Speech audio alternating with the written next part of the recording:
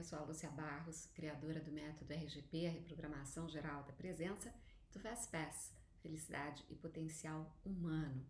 E hoje eu quero conversar com você sobre como é que o seu cérebro experimenta o silêncio. Olha que coisa impressionante. A Faculdade de Medicina da Universidade de Duke, nos Estados Unidos, que é uma das melhores do mundo, tem um estudo, foi um estudo liderado pela professora Imke Kirst, no qual ela queria testar a resposta a 5 tipos diferentes de ruído. Esses testes foram feitos com camundongos, né? Então, eles testaram sons de camundongos filhotes, eles testaram ruído branco, a sonata para 2 pianos em Ré maior do Mozart, testaram som ambiente e testaram silêncio. Então, dentro de uma câmara, os camundongos eles só conseguiam ouvir ali um daqueles sons, né? Então, uma hora só ouvia lá o som dos filhotes, ou só ouvia o ruído branco, ou só ouvia ali aqueles intérpretes, sem nenhum tipo de interferência de som exterior. Bom, na hora da exposição ao silêncio, né, os pesquisadores deixaram ali que essa câmara, que se chama câmara anecoica, né, que ela fizesse a sua mágica, ou seja, eliminando todo o ruído exterior e absorvendo todos os reflexos do som e das ondas eletromagnéticas no seu interior. Portanto, realmente ficando em absoluto silêncio, né? Depois da exposição a cada uma das variáveis de som, a equipe mediu o crescimento celular no hipocampo de todos os camundongos, aquela região do cérebro que é mais associada à nossa memória, né? O hipocampo. E o que a Kirst e a equipe dela acabaram descobrindo? Eles achavam que os sons dos filhotes produziriam os resultados mais fortes. Essa era a hipótese quando eles começaram esse estudo. Mas foi o silêncio que evocou a resposta mais forte nos camundongos, produzindo o maior número de neurônios recém-crescidos e sustentados. Ou seja, o que eles comprovaram nesse estudo? Que ouvir o silêncio acelera o crescimento de células vitais no cérebro. Bom, pensa agora quando foi a última vez que você ouviu o som do silêncio. A gente vive num mundo de ruídos, né? O tempo inteiro ruído, ruído, ruído. A gente precisa ativamente buscar o silêncio para poder ouvir esse silêncio. E veja que coisa interessante. Essa mesma equipe chegou à seguinte conclusão, que o poder do silêncio, na verdade, ele não tem a ver com o relaxamento. Né? Vou repetir, o poder do silêncio não tem a ver com o relaxamento. Ele tem a ver com uma espécie de estresse. Só que é um estresse muito específico. É um estresse benéfico, que em português a gente chama de eustresse.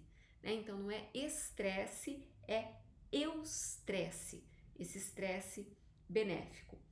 Esse termo, ele foi cunhado na década de 1970 por um endocrinologista que era o Hans, não sei falar direito o sobrenome dele, acho que é Sely, S-E-L-Y-E, para quem quiser procurar. E ele definiu esse termo porque ele estava querendo definir o esforço intenso que potencializa o funcionamento do corpo humano. E aí ele criou esse termo, né, do estresse benéfico, que é o eustresse. Então, o que essa professora, né, a Imke, ela fala? Ela diz assim, olha, estudos de imagens funcionais indicam que tentar ouvir em silêncio ativa o córtex auditivo, situando o som do silêncio, ou seja, a ausência de som esperado, no mesmo nível dos sons reais. Isso significa o quê? Vamos traduzir esse negócio. Significa que a gente precisa ativamente ouvir o som do silêncio, né? Silêncio é também para a gente como um som que a gente precisa ativamente ouvir. Então não é uma ausência, é uma presença.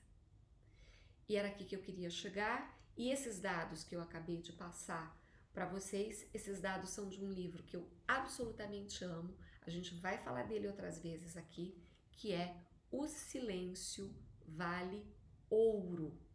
Esse livro é dos autores Justin Zorn e Lee Mars, e ele é um livro da editora Sextante, e eu super recomendo para quem tem interesse no entendimento, né, científico do silêncio e do ruído. Bom, o silêncio então, ele é uma presença, ele não é uma ausência. O silêncio, na verdade, é aquilo que nos permite estarmos verdadeiramente presentes. É estarmos, de fato, abertos para a experiência da nossa vida. Claro que a gente vive num mundo de ruído, que a gente vai participar desse mundo de ruído. Eu não escolhi, não tenho nenhuma vocação para ser monge no Tibete, para ficar em silêncio permanente. Amo estar com as pessoas, amo estar aqui dando essa aula para você, mas nós precisamos de momentos de silêncio para podermos funcionar no nosso melhor. É uma necessidade fisiológica nossa. A gente precisa de momentos de silêncio. Uma das melhores formas da gente aquietar é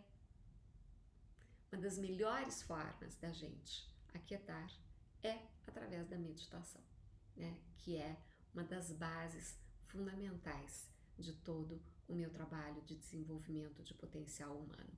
Não dá para falar em desenvolvimento de potencial humano hoje em dia se a gente não falar em meditação. Não é possível, né? Não tem como. Bom, como é que no seu dia a dia você pode acessar um pouco desse silêncio? Você pode fazer meditações formais, né? Na reprogramação geral da presença, eu tenho diversas meditações formais muito gostosas que eu ensino para as pessoas, e em geral os meus alunos gostam muito da minha condução, eles dizem que gostam muito do tom da minha voz, que isso ajuda. E você tem também maneiras de fazer isso informalmente, né? De você de repente parar e só colocar a sua atenção, repousar a sua atenção em alguma coisa. Então, sei lá, tô aqui com um elástico de cabelo, né? Então tô aqui com esse elástico de cabelo, eu posso parar e concentrar aqui um pouquinho nele. Só ficar no silêncio, sem nenhum som, sem nada, né? Essa ancoragem da nossa atenção em algum objeto, ela pode ajudar quando você não tem nenhum tipo de prática anterior meditativa, né? Nesses momentos informais, pega um objeto, foca ali, fecha a sua atenção ali, e isso vai te ajudar nesse exercício de ouvir o silêncio. O silêncio é absolutamente regenerador e ele é curativo. E vou contar uma coisa para você.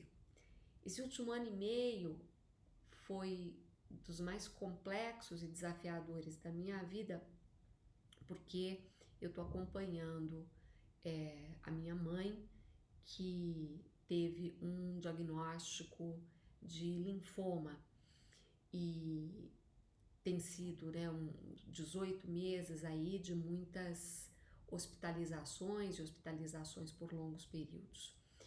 E uma coisa que é impressionante é o nível de ruído dentro de um hospital, sendo que a gente sabe que o silêncio cura e que o ruído adoece. Mas o nível de ruído dentro de um hospital é algo muito impressionante e algo muito preocupante também, porque daria para se fazer alguma coisa a respeito, né?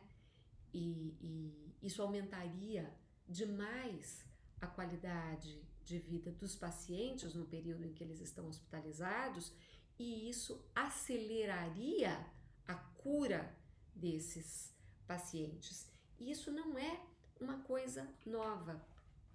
A enfermeira Florence Nightingale foi a primeira pessoa que desenvolveu estudos a esse respeito.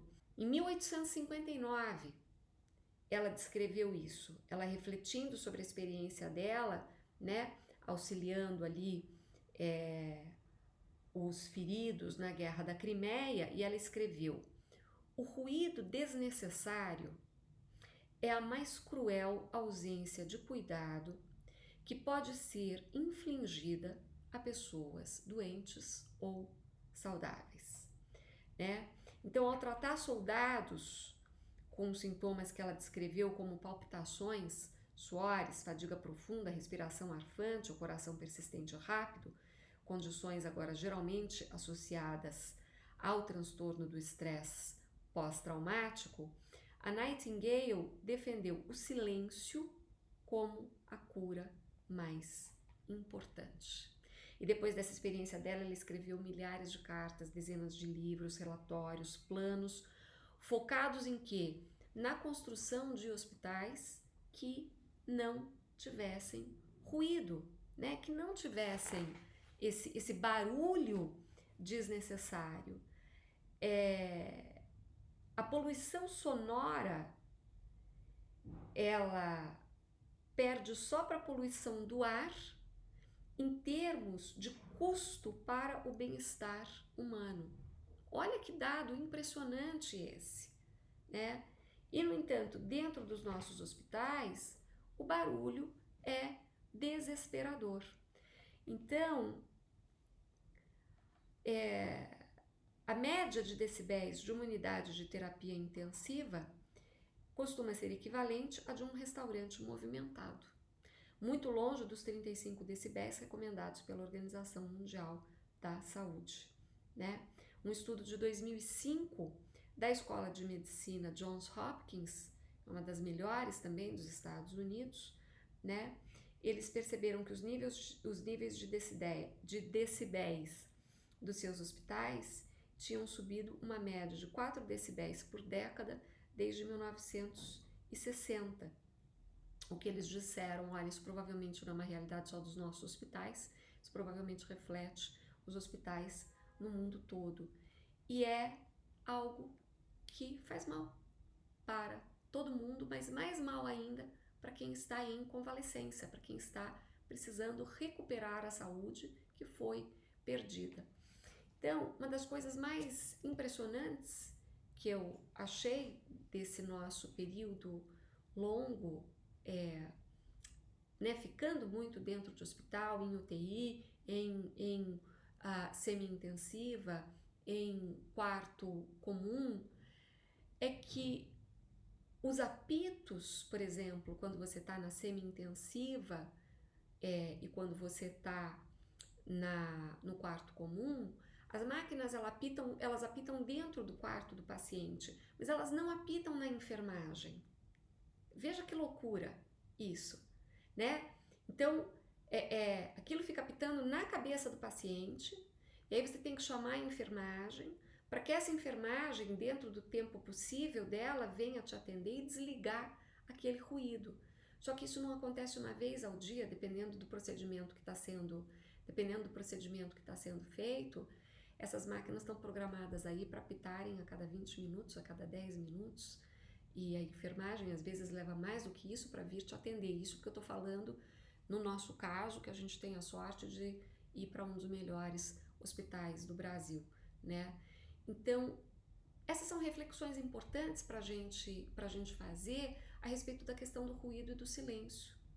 São questões importantes para a gente trabalhar no nosso plano individual, de buscar o silêncio que está sempre dentro de nós, quando a gente desliga os ruídos lá de fora, mas coisas importantes também para a gente discutir como sociedade, né? Um dos meus mestrados na Inglaterra é em sociologia e eu sempre digo que o meu trabalho com desenvolvimento pessoal, ele tem muito um olhar para a sociedade, porque a sociedade é composta de indivíduos e nós precisamos de indivíduos saudáveis para construirmos sociedades saudáveis. Nós precisamos de médicos, por exemplo, com essa informação que eu estou passando aqui, para irem para dentro dos hospitais e começarem a questionar a forma que nós estamos tratando os nossos doentes, né? E claro, eu conversei sobre isso com alguns médicos durante esse nosso período lá,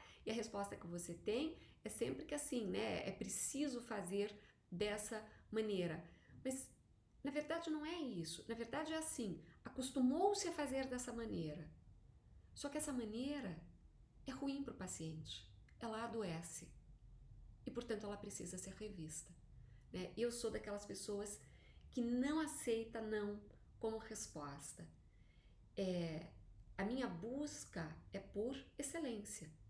E se a gente sabe que algo faz mal para as pessoas, a gente precisa rever os nossos processos, porque os nossos processos, eles precisam estar a serviço das pessoas. Agora você me conta, como são as suas experiências com silêncio e com ruído? Eu quero saber. Quero continuar essa conversa aqui com você, porque ela é uma conversa que me interessa demais e que eu acho que é das conversas mais fundamentais para a nossa sociedade hoje. Nós precisamos de pessoas acessando o silêncio, acessando, quando a gente silencia, a gente acessa aquilo que eu chamo de nossa consciência generativa, a partir de onde a gente é capaz de criar a vida que a gente deseja, que a gente merece, que é possível para todos nós, mas a partir desse outro estado de consciência. Quero te ouvir.